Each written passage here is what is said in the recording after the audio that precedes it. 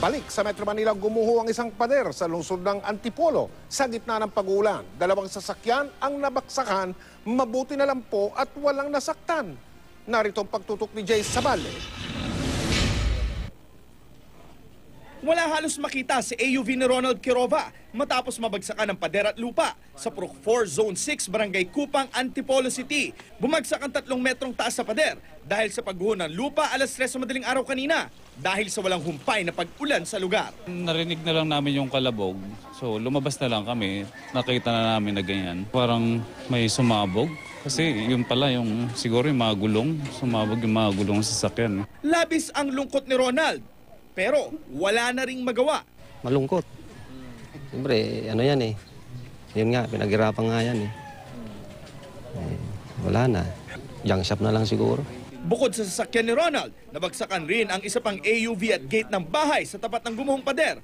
Mabuti raw, walang nasaktan. Sabi ng may-ari ng gumuhong pader at lupa, noong 2009 pa raw humina ang pader at lupa nang rumagasa ang bagyong Ondoy. Pero pinatibay na raw nila ito at nilagyan pa ng lagusan ng tubig. 12 by 12 na yung laki ng poste, laki ng biga.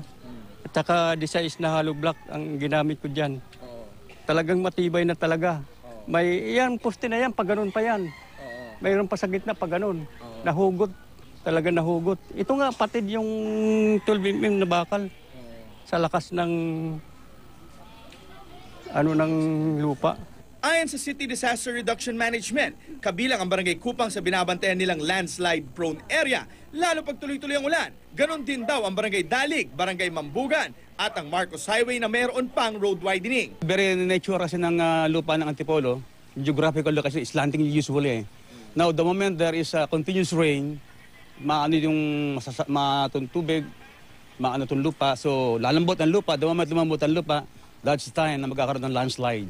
Nangako naman ng Antipolo Rescue na aayusin nila ang lugar sa mas lalong madaling panahon. Kung kakailanganin naman ang tulong ng Antipolo Rescue, ang kanilang hotline number ay 696-9911. Jay Sabale, nakatutok 24 oras.